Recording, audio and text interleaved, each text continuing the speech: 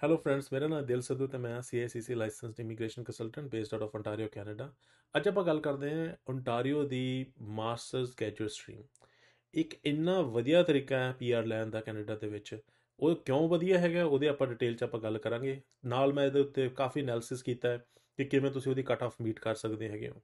ਸੋ ਉਹਦੀ ਇਹ ਹੈਗਾ ਕਿ ਜੇ ਤੁਸੀਂ ਬੈਚਲਰਸ ਕੀਤੀ ਹੋਈ ਹੈ ਇੰਡੀਆ ਤੋਂ, ਜਾਂ ਈਵਨ ਤੁਸੀਂ ਇੰਟਰਨੈਸ਼ਨਲ ਸਟੂਡੈਂਟ ਹੋ ਕੈਨੇਡਾ ਦੇ ਵਿੱਚ ਜਾਂ ਕਿਸੇ ਵੀ ਹੋਰ ਕੰਟਰੀ 'ਚ, ਜੇ ਤੁਸੀਂ ontario ਦਾ ਮਾਸਟਰਸ ਪ੍ਰੋਗਰਾਮ ਕਰ ਲੈਂਦੇ ਹੋ, ਤੁਹਾਡੇ ਬਹੁਤ ਵਧੀਆ ਆਹ ਪਾਥਵੇ ਹੈਗਾ। ਇਹਦੇ ਵਿੱਚ ਆਲਮੋਸਟ ਈਜ਼ੀ ਆ, ਜਿਹੜੇ ਉਹਨਾਂ ਨੇ ਜਿਹੜੇ ਕੱਟ ਆਫਸ ਹੁਣ ਪਿੱਛੇ ਵੀ ਆਏ ਆ, ਬੜੇ ਈਜ਼ੀ ਆ ਉਹ ਅਚੀਵ ਕਰਨੇ। ਸੋ ਈਵਨ ਫॉर ਵਰਕਿੰਗ ਪ੍ਰੋਫੈਸ਼ਨਲਸ, ਤੁਸੀਂ ਇੰਡੀਆ 'ਚ ਕੰਮ ਕਰ ਰਹੇ ਹੋ, ਕਿਤੇ ਵੀ ਕੰਮ ਕਰ ਰਹੇ ਹੋ, ਤੁਸੀਂ 10-15 ਸਾਲ ਦਾ ਵੀ ਤੁਹਾਨੂੰ ਐਕਸਪੀਰੀਅੰਸ ਹੈ, ਤਾਂ ਵੀ ਇਹ ਪਾਥਵੇ ਬਹੁਤ ਵਧੀਆ। ਤੁਸੀਂ ਇੱਥੇ ਆ ਕੇ ਪੜ੍ਹਾਈ ਕਰੋ, ਕੱਲ੍ਹ ਨੂੰ ਇੱਥੇ ਫਿਊਚਰ ਵੀ ਕੈਨੇਡਾ ਸੈੱਟ ਹੋਣਾ ਸੌਖਾ ਹੈਗਾ। ਸੋ ਅਨਨੈਸੈਸਰਲੀ LMIA 'ਚ ਪੈਸੇ ਪੱਟਣ ਦੀ ਥਾਂ ਤੇ ਇੱਧਰ ਉੱਧਰ ਇਲੀਗਲ ਕੰਮ ਕਰਨ ਦੀ ਥਾਂ ਤੇ, ਅਨਸਕਰੂਪਲਸ ਏਜੰਟਸ ਤੇ ਨਾਲ ਡੀਲ ਕਰਨ ਦੀ ਥਾਂ ਤੇ, ਤੁਸੀਂ ਆਹ ਪਾਥਵੇ ਚੂਜ਼ ਕਰ ਸਕਦੇ ਹੋ। ਇੱਕ ਬਹੁਤ ਵਧੀਆ ਹੈਗਾ PR ਲਈ। ਕੋਈ ਜੌਬ ਆਫਰ ਨਹੀਂ ਚਾਹੀਦੀ, ਕੋਈ ਏਜ ਲਿਮਿਟ ਨਹੀਂ ਇਹਦੇ ਵਿੱਚ। ਤਾਂ ਉਹਦਾ ਮੈਂ ਤੁਹਾਨੂੰ ਸਾਰਾ ਪ੍ਰੋਸੈਸ ਤੇ ਜਿਹੜਾ ਐਨਾਲਿਸਿਸ ਮੈਂ ਕੀਤਾ ਹੈ ਉਹ ਤੁਹਾਨੂੰ ਮੈਂ ਐਕਸਪਲੇਨ ਕਰੂੰਗਾ। ਤੇ ਆਪਾਂ ਗੱਲ ਕਰਦੇ ਹਾਂ ontario ਦੀ ਮਾਸਟਰਸ ਗ੍ਰੈਜੂਏਟ ਸਟਰੀਮ, ਕਿ ਕਿਉਂ ਇਹ ਈਜ਼ੀ PR ਆਪਸ਼ਨ ਹੈਗੀ ਆ।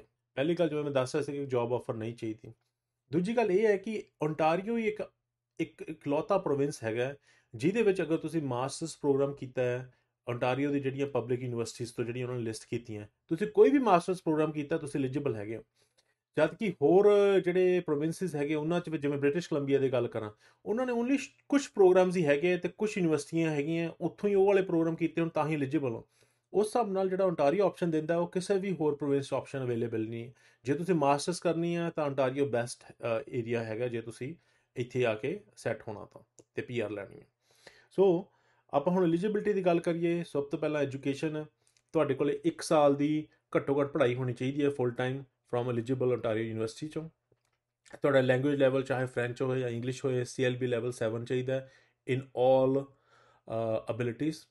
CLB 7 ਦੀ ਗੱਲ ਕਰਾਂ ਤਾਂ IELTS ਦੇ ਸਾਰਿਆਂ 'ਚ 6 'ਚ ਘੱਟੋ ਘੱਟ ਚਾਹੀਦੇ ਹੈਗੇ ਟੂ ਮੀਟ ਦਾ ਐਲੀਜੀਬਿਲਟੀ ਕ੍ਰਾਈਟੇਰੀਆ।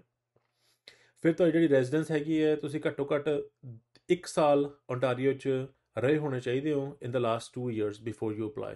ਉਹ ਕਮਿਊਲੇਟਿਵ ਹੋ ਸਕਦਾ, ਜਿਵੇਂ ਫੋਰ ਐਗਜ਼ਾਮਪਲ 6 ਮਹੀਨੇ ਪਹਿਲਾਂ ਰਹਿ ਲਏ, 6 ਮਹੀਨੇ ਬਾਅਦ 'ਚ ਰਹਿ ਲਏ, 4 ਮਹੀਨੇ ਕਿਤੇ ਹੋਰ ਲਾ ਲਏ, ਡਜ਼ ਨਾਟ ਮੈਟਰ। ਓਵਰਆਲ 1 ਸਾਲ ਤੁਸੀਂ ਰਹੇ ਹੋਣੇ ਚਾਹੀਦੇ ਹੋ ਲਾਸਟ 2 years।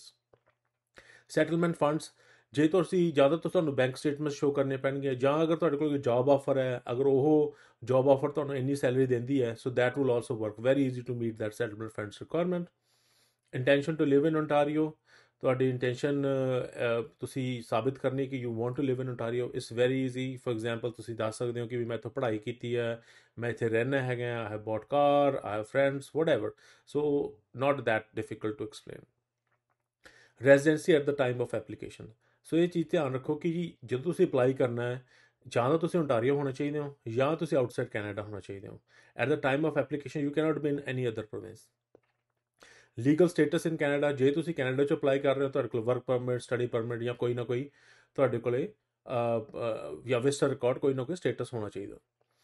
ਤੇ last but not the least, ਜਿਹੜੀ ਐਪਲੀਕੇਸ਼ਨ ਪੀਰੀਅਡ ਹੈ, within 2 years of completing the necessary requirement to obtain your masters degree. ਤਾਂ ਆਪਣੀ ਮਾਸਟਰਸ ਡਿਗਰੀ ਜਦੋਂ ਕੰਪਲੀਸ਼ਨ ਲੈਟਰ ਤੁਹਾਨੂੰ ਆ ਗਈ, ਤੁਹਾਡੇ ਕੋਲ 2 ਸਾਲ ਦੇ ਅੰਦਰ ਅੰਦਰ ਤੁਸੀਂ ਐਪਲੀਕੇਸ਼ਨ ਤੁਸੀਂ ਸਬਮਿਟ ਕਰਨੀ ਆ। ਅਗਰ ਉਸ ਤੋਂ ਲੇਟ ਹੋ ਗਏ ਤਾਂ you are not eligible for this programme.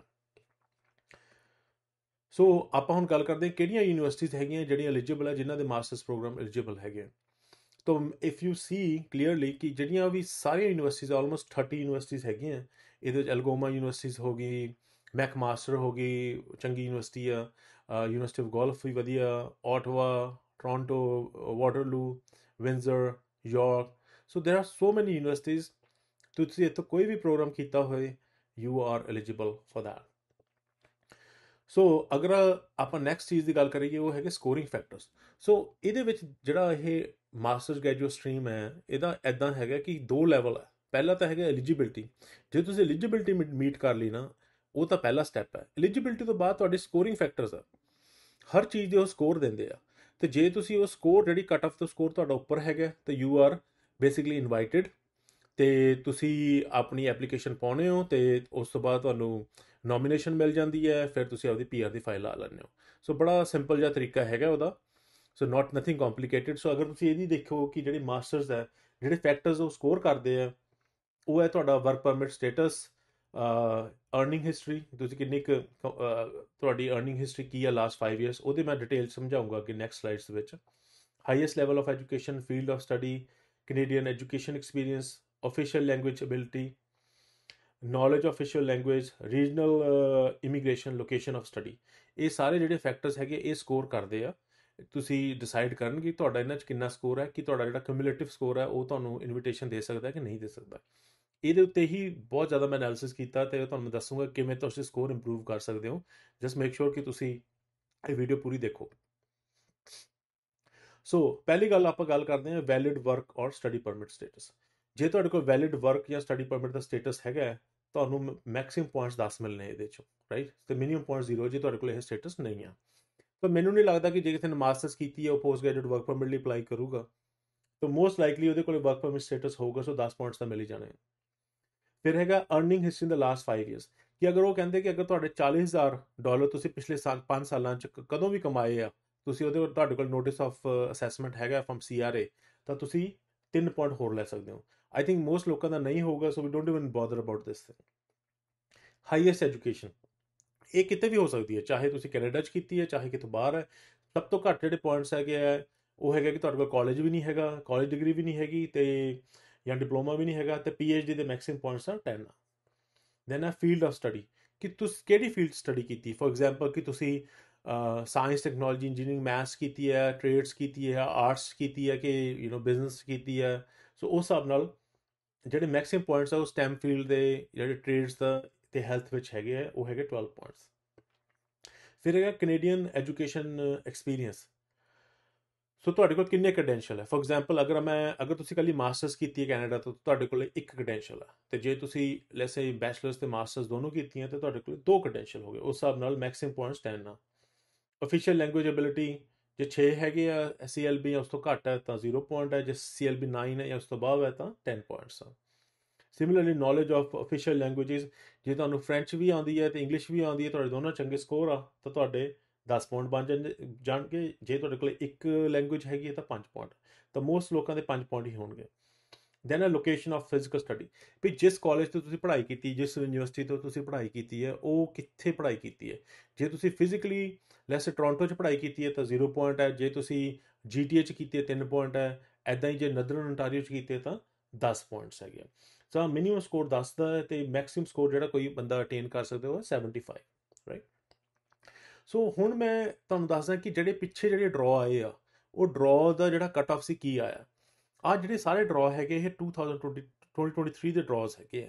ਜੋ ਤੁਸੀਂ ਦੇਖੋ ਕਿ ਜਿਹੜਾ ਜਨਵਰੀ 'ਚ ਜਿਹੜਾ 25 ਨੂੰ ਡਰਾਅ ਸੀਗਾ ਉਹ 44 ਸਕੋਰ ਸੀ ਇਹਦਾ, ਤੇ ਜਿਹੜਾ ਲਾਸਟ ਡਰਾਅ ਆਇਆ ਹੈਗਾ ਜਿਹੜਾ ਜਸਟ ਅ ਵੀਕ ਅਗੋ ਜਿਹੜਾ ਆਇਆ, ਉਹ ਹੈਗਾ ਸੈਪਟੈਂਬਰ 19 ਨੂੰ, ਉਹ 41 ਦਾ ਹੈ। ਉਸ ਤੋਂ ਪਹਿਲਾਂ ਅਗਸਤ 30 ਨੂੰ ਸੀਗਾ, ਉਹ 44 ਦਾ ਸੀਗਾ। ਅਗਰ ਮੈਂ ਇਹਨਾਂ ਸਾਰਿਆਂ ਦੀ ਐਵਰੇਜ ਲਾਵਾਂ ਤਾਂ ਤੁਸੀਂ ਦੇਖ ਸਕਦੇ ਹੋ ਕਿ ਜਿਹੜਾ ਐਵਰੇਜ ਜਿਹੜਾ ਡਰਾਅ ਹੈਗਾ ਉਹ 46 ਆ। ਤਾਂ ਇੱਕ ਆਪਾਂ ਅਗਰ ਬਾਲ ਪਾਰਕ ਦੇਖਣਾ ਹੋਏ ਤਾਂ ਕਿ ਵੀ ਜੇ ਤੁਹਾਡਾ 46 ਦੇ ਲਾਗੇ ਸ਼ਾਗੇ ਸਕੋਰ ਬਣਦਾ, ਤੁਹਾਡੇ ਵੈਰੀ ਹਾਈ ਚਾਂਸਸ ਕਿ ਤੁਹਾਨੂੰ ਕਿਸੇ ਨਾ ਕਿਸੇ ਡਰਾਅ ਦੇ ਵਿੱਚ ਤੁਹਾਡੀ ਈਜ਼ਲੀ ਤੁਹਾਨੂੰ ਨੋਮੀਨੇਸ਼ਨ ਹੋ ਸਕਦਾ, ਰਾਈਟ। ਸੋ ਆਪਾਂ ਇਹਦੇ ਉੱਤੇ ਮੈਂ ਪ੍ਰੋਪਰ ਐਨਾਲਿਸਿਸ ਕੀਤਾ ਹੈ, ਉਹ ਮੈਂ ਹੁਣ ਤੁਹਾਡੇ ਨਾਲ ਡਿਸਕਸ ਕਰੂੰਗਾ ਕਿ ਵੀ ਕਿਵੇਂ ਤੁਹਾਨੂੰ ਇਨਵੀਟੇਸ਼ਨ ਮਿਲ ਸਕਦਾ, ਕਿਵੇਂ ਤੁਹਾਡੇ ਇਹ ਜਿਹੜੇ ਸਕੋਰ ਹੈਗੇ ਉਹ 46 ਜਾਂ 44 ਜਾਂ 41 ਤੋਂ ਉੱਪਰ ਹੋ ਸਕਦੇ ਆ, right. So let me show you that. Okay, so this is where I did that analysis. So ਜਿਵੇਂ ਮੈਂ ਦੱਸਿਆ ਸੀ ਆਹ ਕੱਟ ਆਫ ਹੈਗੀ ਹੈ, ਤਾਂ ਐਵਰੇਜ ਜਿਹੜੀ ਕੱਟ ਆਫ ਆਪਾਂ ਲਾ ਕੇ ਚੱਲੀਏ, ਅਗਰ 46 ਲਾ ਕੇ ਚੱਲੀਏ ਤਾਂ ਇਹਨਾਂ ਨੇ ਡਿਫਰੈਂਟ ਸਕੋਰਿੰਗ ਫੈਕਟਰਸ ਦੇ ਪੁਆਇੰਟ ਹੈ। So let me zoom it a little bit for you. So let's look at the factors. ਪਹਿਲਾ ਜਿਹੜਾ ਫੈਕਟਰ ਹੈਗਾ, ਜਿਵੇਂ ਆਪਾਂ ਕਹਿ ਰਹੇ ਸੀ ਵੈਲਿਡ ਵਰਕ ਜਾਂ ਸਟੱਡੀ ਪਰਮਿਟ, ਤਾਂ ਆਪਾਂ ਨੂੰ ਪਤਾ ਕਿ ਹਰ ਬੰਦੇ ਕੋਲੇ ਜੋ ਇੱਥੇ ਪੋਸਟ ਗ੍ਰੈਜੂਏਟ ਵਰਕ ਪਰਮਿਟ, ਜੋ ਇੱਥੇ ਜਿਸ ਨੇ ਮਾਸਟਰਸ ਕੀਤੀ ਹੈ, ਮੋਸਟ ਲਾਈਕਲੀ ਉਹਦੇ ਕੋਲ ਪੋਸਟ ਗ੍ਰੈਜੂਏਟ ਵਰਕ ਪਰਮਿਟ ਹੋਊਗਾ, ਅਨਲੈਸ ਉਹਨੇ ਵਿਜ਼ਟਰ ਰਿਕਾਰਡ ਅਪਲਾਈ ਕੀਤਾ। ਅਗਰ ਉਹਨੇ ਵੈਲਿਡ ਸਟੱਡੀ ਜਾਂ ਵਰਕ ਪਰਮਿਟ ਹੈਗਾ at the time of application ਤਾਂ ਉਹਨੂੰ 10 ਪੁਆਇੰਟ ਮਿਲ ਜਾਣੇ, ਅਗਰ ਨਹੀਂ ਹੈ ਤਾਂ ਉਹਨੂੰ 0 ਪੁਆਇੰਟ ਮਿਲਣੇ ਆ। ਸੋ ਮੋਸਟ ਲੋਕਾਂ ਕੋਲ ਹੈਗਾ, ਤਾਂ ਇਸ ਕਰਕੇ ਆਪਾਂ ਇਹਨੂੰ 10 ਪੁਆਇੰਟ ਕਾਊਂਟ ਕਰ ਲੈਂਦੇ ਹਾਂ। ਦੂਜਾ earning history in the last 5 years, ਵੀ ਤੁਹਾਡੇ ਕੋਲੇ ਲਾਸਟ 5 ਸਾਲਾਂ 'ਚ 40,000 ਤੋਂ ਉੱਪਰ ਕਦੀ ਵੀ ਤੁਹਾਡੇ ਕੋਲ ਇਨਕਮ ਸੀਗੀ। ਅਗਰ ਹੈਗੀ ਸੀਗੀ ਤਾਂ ਸੋ ਲੈਟ ਮੀ ਜਸਟ ਸੋ ਅਗਰ ਸੀਗੀ ਤਾਂ ਤੁਹਾਨੂੰ 3 ਪੁਆਇੰਟ ਮਿਲ ਜਾਣਗੇ। ਪਰ ਆਈ ਥਿੰਕ ਮੋਸਟ ਜਿਹੜੇ ਹੈਗੇ ਐਪਲੀਕੈਂਟਸ ਉਹਨਾਂ ਦੀ ਇਹ ਚੀਜ਼ ऑल नहीं होगी। ਸੋ ਮੇਬੀ ਉਹਨਾਂ ਨੇ ਸਿੱਧਾ ਹੀ ਬੈਚਲਰਸ ਤੋਂ ਬਾਅਦ ਮਾਸਟਰਸ ਕੀਤੀ ਹੈ, ਸਿੱਧਾ ਹੀ ਉਹ ਦੇ ਡੋਂਟ ਨੈਵਰ ਹੈਵ ਵਰਕਡ, ਤਾਂ ਉਸ ਕੇਸ 'ਚ ਆਪਾਂ ਇਹਨੂੰ 0 ਪੁਆਇੰਟ ਲੈ ਕੇ ਚੱਲਦੇ ਹਾਂ। ਫਿਰ ਆ ਹਾਈਐਸਟ ਐਜੂਕੇਸ਼ਨ। ਸੋ ਹਾਈਐਸਟ ਐਜੂਕੇਸ਼ਨ ਇਹਨਾਂ ਨੇ ਡਿਫਰੈਂਟ ਪੁਆਇੰਟਸ ਦਿੱਤੇ ਕਿ ਅਗਰ ਕਾਲਜ ਹੈ ਤਾਂ 0 ਹੈ। ਸੋ ਸਿੰਸ ਅਗਰ ਸਟੂਡੈਂਟ ਨੇ ਮਾਸਟਰਸ ਕੀਤੀ ਹੋਈ ਹੈ, ਮਾਸਟਰਸ ਤੋਂ ਘੱਟ ਤਾਂ ਹੋ ਵੀ ਨਹੀਂ ਸਕਦਾ। ਹਾਂ, ਬਟ ਇਹ ਹੋ ਸਕਦਾ ਕਿ ਕਈਆਂ ਨੇ ਪਹਿਲਾਂ PhD ਕੀਤੀ ਹੋਏ, ਲੈਸੇ ਇੰਡੀਆ ਤੋਂ PhD ਕੀਤੀ, ਹੁਣ ਇੱਥੇ ਮਾਸਟਰਸ ਕਰ ਰਹੇ, ਉਸ ਕੇਸ 'ਚ ਉਹ 10 ਪੁਆਇੰਟਸ ਹੋਣਗੇ। ਅਦਰਵਾਈਜ਼ ਆਪਾਂ ਮਾਸਟਰਸ ਲੈ ਕੇ ਚੱਲਦੇ ਹਾਂ, ਉਹਦੇ 8 ਪੁਆਇੰਟਸ ਹੈ। ਫਿਰ ਹੈਗਾ ਫੀਲਡ ਆਫ ਸਟੱਡੀ। ਇਹ ਇੱਕ ਬੜਾ ਇੰਪੋਰਟੈਂਟ ਫੈਕਟਰ ਹੈ। ਇਹ ਉਹਨਾਂ ਲਈ ਵੀ ਇੰਪੋਰਟੈਂਟ ਫੈਕਟਰ ਹੈ ਕਿ ਜਿਹੜੇ ਸੋਚ ਰਹੇ ਆ ਕਿ ਅਸੀਂ ਇੱਥੇ ਮਾਸਟਰਸ ਕਰੀਏ। ਕੈਨੇਡੀਅਨ ਇਮੀਗ੍ਰੇਸ਼ਨ, ਓਨਟਾਰੀਓ ਇਮੀਗ੍ਰੇਸ਼ਨ ਤੇ ਉਹ ਸਾਰੇ ਚਾਹੁੰਦੇ ਆ ਕਿ ਇਸ time their focus is on STEM, ਜਿਵੇਂ science, technology, engineering, mathematics, health ਜਾਂ ਇਹੋ ਜਿਹੇ ਟ੍ਰੇਡਸ ਆਕੂਪੇਸ਼ਨ ਤੇ। ਅਗਰ ਤੁਸੀਂ ਇਹਨਾਂ ਦੇ ਵਿੱਚ ਪੜ੍ਹਾਈ ਕੀਤੀ ਹੈਗੀ ਕਰੋਗੇ ਤਾਂ ਤੁਹਾਨੂੰ ਇਹਦੇ 12 ਪੁਆਇੰਟਸ ਮਿਲ ਜਾਣਗੇ। ਜੇ ਤੁਸੀਂ ਬਿਜ਼ਨਸ, ਸੋਸ਼ਲ, ਐਜੂਕੇਸ਼ਨ ਜਾਂ ਕਿਸੇ ਨੇ M.Ed ਕਰਨੀ ਹੈ ਇੱਥੇ, ਰਾਈਟ, ਜੋ University of Windsor, I know somebody who did 1.5 year program from University of Windsor, ਤਾਂ ਉਹ ਹੈਗਾ, ਉਹਦੇ 6 ਪੁਆਇੰਟਸ ਮਿਲਣਗੇ। ਤੇ ਜੇ ਤੁਸੀਂ ਆਰਟਸ ਕਰਨੀ ਆ, ਜਿਵੇਂ ਮਾਸਟਰ ਆਫ ਆਰਟਸ ਹੋ ਗਈ, ਤਾਂ 0 ਪੁਆਇੰਟ ਹੈ। ਸੋ ਆਰਟਸ ਨੂੰ ਕੋਈ ਨਹੀਂ ਪੁੱਛਦਾ। ਚਲੋ ਆਪਾਂ ਮੰਨ ਕੇ ਚੱਲਦੇ ਹਾਂ ਕਿਸੇ ਨੇ ਬਿਜ਼ਨਸ ਐਡਮਿਨਿਸਟ੍ਰੇਸ਼ਨ ਵਗੈਰਾ ਜਾਂ ਐਜੂਕੇਸ਼ਨ 'ਚ ਕੀਤਾ, ਤਾਂ ਆਪਾਂ 6 ਪੁਆਇੰਟਸ ਲੈ ਲਏ। ਸੋ ਉਸ ਤੋਂ ਬਾਅਦ ਆ ਗਿਆ ਕੈਨੇਡੀਅਨ ਐਜੂਕੇਸ਼ਨ ਐਕਸਪੀਰੀਅੰਸ। ਮੋਸਟ ਲੋਕਾਂ ਕੋਲੇ, as I was talking about, ਕਿ ਅਨਲੈਸ ਤੁਸੀਂ ਬੈਚਲਰਸ ਵੀ ਇੱਥੋਂ ਕੀਤੀ ਹੈ ਤੇ ਮਾਸਟਰਸ ਵੀ ਇੱਥੋਂ ਕੀਤੀ ਹੈ, ਸਾਰੇ ਕਈਆਂ ਨੇ ਅਗਰ ਦੋਨੋਂ ਕੀਤੀਆਂ, ਤੁਹਾਡੇ ਕੋਲ 2 ਕ੍ਰੈਡੈਂਸ਼ੀਅਲ ਹੈ, ਤਾਂ ਤੁਸੀਂ 10 ਪੁਆਇੰਟਸ ਮਿਲ ਸਕਦੇ ਹੈ। ਪਰ ਮੋਸਟ ਲੋਕਾਂ ਲਈ ਇਹ 1 ਕ੍ਰੈਡੈਂਸ਼ੀਅਲ ਹੋਊਗਾ ਕਿ ਮੇਬੀ ਉਹਨਾਂ ਨੇ ਮਾਸਟਰਸ ਕੀਤੇ, ਆਪਾਂ 5 ਪੁਆਇੰਟਸ ਲੈ ਕੇ ਚੱਲਦੇ ਹਾਂ। ਫਿਰ ਆਫੀਸ਼ੀਅਲ ਲੈਂਗੁਏਜਬਿਲਿਟੀ, CLB 7 ਤਾਂ ਐਲੀਜੀਬਿਲਿਟੀ, ਇਸ ਤੋਂ ਘੱਟ ਅਗਰ ਹੋਏ ਤਾਂ ਵੈਸੇ ਵੀ ਤੁਸੀਂ ਐਲੀਜੀਬਲ ਨਹੀਂ, ਪਰ ਲੈਟਸ ਅਸਿਊਮ ਕਿਸੇ ਨੇ ਸਿਰਫ CLB 7 ਤਾਂ ਉਹ 4 ਪੁਆਇੰਟਸ ਹੋਵੇ। ਫਿਰ ਹੈਗਾ knowledge of official languages. I wood assume ਕਿ ਬਹੁਤ ਘੱਟ ਹੋਣਗੇ ਕਿ ਜਿਨ੍ਹਾਂ ਨੂੰ ਫ੍ਰੈਂਚ ਵੀ ਆਉਂਦੀ, ਇੰਗਲਿਸ਼ ਵੀ ਆਉਂਦੀ। ਲੈਟਸ ਅਸਿਊਮ ਕਿ ਦੇ ਓਨਲੀ ਨੋ 1 ਲੈਂਗੁਏਜ। ਅਗਰ 2 ਲੈਂਗੁਏਜ ਆਉਂਦੇ 10 ਪੁਆਇੰਟਸ ਹੈ, ਤਾਂ ਇੱਕ ਆਉਂਦੀ ਹੈ ਤਾਂ 5 ਪੁਆਇੰਟਸ ਹੈ। ਨਾਓ let's look at the very important factor, location of physical study. ਇਹ ਮੈਂ ਤੁਹਾਨੂੰ ਤਾਂ ਦੱਸ ਰਿਹਾ ਕਿ ਜੇ ਤੁਸੀਂ ਟੋਰਾਂਟੋ 'ਚ ਪੜ੍ਹਾਈ ਕੀਤੀ ਹੈ, ਲੈਟਸ ਯੂਨੀਵਰਸਿਟੀ ਆਫ ਟੋਰਾਂਟੋ 'ਚੋਂ ਪੜ੍ਹੇ ਹੋ, ਤੁਹਾਨੂੰ ਉਹਦੇ 0 ਪੁਆਇੰਟਸ ਹੈ। ਜੇ ਹੀ ਤੁਸੀਂ ਮੈਕਮਾਸਟਰ ਯੂਨੀਵਰਸਿਟੀ ਜਿਹੜੀ ਹਿਮਿਲਟਨ 'ਚ ਹੈਗੀ ਹੈ, so that wood B considered as outside GTA, ਉਹਦੇ 8 ਪੁਆਇੰਟਸ ਹੈ। ਜੇ ਤੁਸੀਂ ਫੋਰ ਐਗਜ਼ਾਮਪਲ ਕਿਚਨਰ ਪੜ੍ਹੇ ਹੋ university of Waterloo, that's also will have get you 8 points. ਜੇ ਤੁਸੀਂ ਇਨਸਾਈਡ GTA, ਜਿਵੇਂ ਫੋਰ ਐਗਜ਼ਾਮਪਲ ਤੁਸੀਂ ਮਿਸਿਸਾਗਾ, ਬਰੈਂਪਟਨ ਜਾਂ ਕਿਸੇ ਹੋਰ GTA ਦੇ ਵਿੱਚ, ਗ੍ਰੇਟਰ ਟੋਰਾਂਟੋ ਏਰੀਆ ਦੇ ਵਿੱਚ ਤੁਸੀਂ ਪੜ੍ਹਾਈ ਕੀਤੀ ਹੈ, ਤੁਹਾਨੂੰ 3 ਪੁਆਇੰਟ ਮਿਲਣਗੇ। ਜੇ ਤੁਸੀਂ ਨਦਰਨ ਓਨਟਾਰੀਓ 'ਚ ਕੀਤੀ ਹੈ ਤਾਂ ਤੁਹਾਨੂੰ 10 ਪੁਆਇੰਟ ਮਿਲਣਗੇ। ਤੇ ਜੇ ਤੁਸੀਂ ਆਨਲਾਈਨ ਪੜ੍ਹਾਈ ਕੀਤੀ ਹੈ, ਜਿੱਥੇ ਮਰਜ਼ੀ ਕੀਤੀ ਹੈ, ਤਾਂ 0 ਪੁਆਇੰਟ ਮਿਲਣਗੇ। So let's imagine somebody has just done it from let's say Hamilton, Kitchener, Ottawa, ਕਿਤੋਂ ਵੀ ਕੀਤੀ ਹੈ ਆਊਟਸਾਈਡ GTA, ਉਹਨੂੰ 8 point. So if you see clearly, ਇਹ ਇੰਨਾ ਸੌਖੇ ਹੈਗੇ ਕਿ easily somebody can meet 46 points. Now let's say ਕਿ ਆਪਾਂ ਜੀ ਟੋਰਾਂਟੋ ਤੋਂ ਹੀ ਕੀਤੀ ਹੈ ਪੜ੍ਹਾਈ, so you will only get 0 points. But then what you can do is you can look at your score. ਤੁਸੀਂ ਇਹਦੀ 7 ਦੀ ਥਾਂ ਤੇ CLB 9 ਲੈ ਲਓ। ਅਗਰ ਤੁਸੀਂ ਉਹ ਕਰ ਲੈਣ, ਤੁਸੀਂ 44 ਹੋ। ਸੋ ਇਫ ਯੂ ਸੀ, ਲਾਸਟ ਜਿਹੜਾ ਡਰਾ ਸੀਗਾ ਉਹ 41 ਦਾ ਸੀ, ਉਸ ਤੋਂ ਪਿਛਲੇ ਵਾਲਾ 44, you still eligible, right. So having said that, ਮੈਂ ਜਿਹੜਾ ਪੁਆਇੰਟ ਐਮਫਸਾਈਜ਼ ਕਰਨਾ ਚਾਹੁੰਦਾ ਉਹ ਇਹ ਆ ਕਿ at the end of the day you have to see ਕਿ ਜੇ ਤੁਸੀਂ ਇੰਡੀਆ ਤੋਂ ਜਾਂ ਕੁਝ ਵੀ ਪੜ੍ਹਾਈ ਕਰਨੀ ਹੈ, ਪਹਿਲੀ ਗੱਲ ਤੁਸੀਂ STEM ਫੀਲਡ ਚੂਜ਼ ਕਰੋ, ਕਿਉਂਕਿ ਉਹਦੇ ਵਿੱਚ ਸਭ ਤੋਂ ਜ਼ਿਆਦਾ ਹੈਲਥ ਕੇਅਰ ਦੀ ਆਪਸ਼ਨਸ ਚੂਜ਼ ਕਰੋ ਅਗਰ ਪੋਸੀਬਲ ਹੈਗੀ ਹੈ, so that you get the maximum points. ਦੂਜੀ ਗੱਲ ਮੈਂ ਇਹ ਕਹੂੰਗਾ ਕਿ ਜੇ ਤੁਹਾਨੂੰ 2 ਯੂਨੀਵਰਸਿਟੀਜ਼ ਐਡਮਿਸ਼ਨ ਮਿਲ ਰਹੀ ਹੈ ਜੋ ਕੰਪੈਰੇਬਲ ਹੈਗੀਆਂ, try to get it outside of GTA, ਕਿਉਂਕਿ ਉਹਦੇ ਤੁਹਾਨੂੰ ਬਹੁਤ ਜ਼ਿਆਦਾ ਐਕਸੈਸਿਵ ਪੁਆਇੰਟਸ ਹੈ। ਕਿਉਂਕਿ ਜਿਹੜੀਆਂ ਵੀ ਇਮੀਗ੍ਰੇਸ਼ਨ ਹੈਗੇ ਉਹ ਚਾਹੁੰਦੀ ਕਿ people get out of these main cities. So ਚਾਹੇ ਤੁਸੀਂ ਲੰਡਨ ਪੜ੍ਹ ਰਹੇ ਹੋ, ਆਟਵਾ ਪੜ੍ਹ ਰਹੇ ਹੋ, ਕਿਚਨਰ ਪੜ੍ਹ ਰਹੇ ਹੋ, ਵਾਟਰਲੂ ਪੜ੍ਹ ਰਹੇ ਹੋ, ਕਿਤੇ ਵੀ ਬੈਰੀ ਪੜ੍ਹ ਰਹੇ ਹੋ, so those kind of places would be, which are very very close to GTA, but you will have an advantage there, right? So you will get a huge number of points. So coming back to the slide, so let's look into the process to apply. Ki process ਹੈ? ਸਭ ਤੋਂ ਪਹਿਲਾਂ ਕਿ ਜੇ ਤੁਸੀਂ masters ਕਰ ਲਈ ਹੈ, ਤੁਹਾਡੇ ਕੋਲ ਡਾਕੂਮੈਂਟਸ ਹੈਗੇ ਆ, first you have to create an expression of interest. ਤੁਸੀਂ ਐਕਸਪ੍ਰੈਸ਼ਨ ਆਫ ਇੰਟਰਸਟ ਕ੍ਰੀਏਟ ਕਰਦੇ ਹੋ, ਆਪਣਾ ਅਟੈਸਟੇਸ਼ਨ ਫਾਰਮ ਫਿਲ ਕਰ ਲੈਂਦੇ ਹੋ। ਜੇ ਤੁਸੀਂ ਪੁਆਇੰਟ ਸਬਮਿਟ ਕਰਦੇ ਹੋ ਤਾਂ ਓਨਟਾਰੀਓ ਤੁਹਾਨੂੰ ਇਨਵਾਈਟ ਕਰਦਾ। ਜੋ ਤੁਹਾਨੂੰ ਇਨਵੀਟੇਸ਼ਨ ਆਉਂਦਾ, ਤੁਸੀਂ 14 ਡੇਜ਼ ਦੇ ਅੰਦਰ ਅੰਦਰ ਤੁਸੀਂ ਓਨਟਾਰੀਓ ਦਾ ਜਿਹੜੀ ਐਪਲੀਕੇਸ਼ਨ ਆਫ ਫਾਰਮ ਭਰ ਕੇ ਪਲੱਸ ਫੀ ਭਰ ਕੇ ਉਹ ਤੁਹਾਡੀ ਪ੍ਰੋਸੈਸਿੰਗ ਚਲੀ ਜਾਂਦੀ ਹੈ। And if you are nominated successfully, ਤੁਹਾਨੂੰ ਈਮੇਲ ਆਉਂਦੀ ਕਿ you receive a nomination approval letter. ਉਸ ਤੋਂ ਬਾਅਦ ਤੁਸੀਂ ਪਰਮਾਨੈਂਟ ਰੈਜ਼ੀਡੈਂਸ ਲਈ ਨੌਨ ਐਕਸਪ੍ਰੈਸ ਐਂਟਰੀ ਦੇ ਵਿੱਚ ਤੁਸੀਂ ਅਪਲਾਈ ਕਰ ਸਕਦੇ ਹੋ, ਜਿਹਦਾ ਇਸ ਟਾਈਮ ਆਈਵ ਸੀਨ ਕਿ people are getting it within like an year or so ਤੁਸੀਂ ਪਰਮਾਨੈਂਟ ਰੈਜ਼ੀਡੈਂਸ ਅਪਲਾਈ ਕਰ ਸਕਦੇ ਹੋ ਵਿਦਿਨ 6 ਮੰਥਸ। ਤੇ ਉਸ ਤੋਂ ਬਾਅਦ and then rest is history in the sense that ਕਿ ਉਸ ਤੋਂ ਬਾਅਦ ਜੇ ਤੁਹਾਨੂੰ ਕੋਈ ਚੇਂਜਸ ਆਉਂਦੀ ਤੁਹਾਡੀ ਕੋਈ ਵੀ ਕੰਟੈਕਟ ਇਨਫੋਰਮੇਸ਼ਨ 'ਚ ਇਮੀਗ੍ਰੇਸ਼ਨ ਸਟੇਟਸ, ਉਹ ਤਾਂ ਤੁਸੀਂ ਨਾਰਮਲੀ ਵੈਸੇ ਵੀ ਦੱਸਣੀ ਹੁੰਦੀ ਹੈ। You have to just tell the immigration authorities ਕਿ ਵੀ ਮੈਂ ਹੁਣ ਮੈਰਿਡ ਹੋ ਗਿਆ ਜਾਂ ਕੋਈ ਹੋਰ ਸਟੇਟਸ ਚੇਂਜ ਹੋਇਆ। So it's a really good process. So if you need my help, ਮੈਨੂੰ ਕਾਲ ਕਰ ਸਕਦੇ ਹੋ 4378487200। ਵੈਬਸਾਈਟ 'ਤੇ ਜਾ ਕੇ ਤੁਸੀਂ ਅਪਾਇੰਟਮੈਂਟ ਬੁੱਕ ਕਰ ਸਕਦੇ ਹੋ। YouTube ਹੈਂਡਲ ਹੈ @RealDilSandhu, ਜਿੱਥੇ ਮੈਂ ਹੋਰ ਵੀ ਵੀਡੀਓਜ਼ ਬਣਾਈਆਂ। ਇਸ ਦੀ ਮੈਂ ਇੰਗਲਿਸ਼ ਵਰਜ਼ਨ ਵੀ ਬਣਾਈ ਹੋਈ ਆ, so you can even look at that if that's more you want to watch the English version or you want to share with somebody. ਦੂਜੀ ਗੱਲ ਮੈਂ ਇਹ ਕਹੂੰਗਾ ਕਿ you can always reach out and because ਕਈ ਵਾਰੀ ਹੁੰਦਾ ਕਿ ਕਈ ਛੋਟੀ ਛੋਟੀ ਗੱਲਾਂ ਕਰਕੇ I have seen people doing their application on their own and mess it up.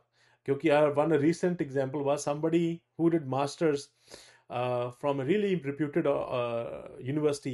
उन्हें अपना post graduate work permit भी spoil कर लिया, right? It's just like just make sure that you know what you're doing at the end of the day, and if you need help, please reach out. ਤੇ ਜੇ ਤੁਹਾਨੂੰ ਇਸ ਜਿਹੜਾ video ਵਧੀਆ ਲੱਗੀ ਆ, ਪਲੀਜ਼ ਡੂ ਲਾਈਕ ਕਰਿਓ ਤੇ ਸਬਸਕ੍ਰਾਈਬ ਕਰਿਓ। So thank you so much for watching and have a wonderful day.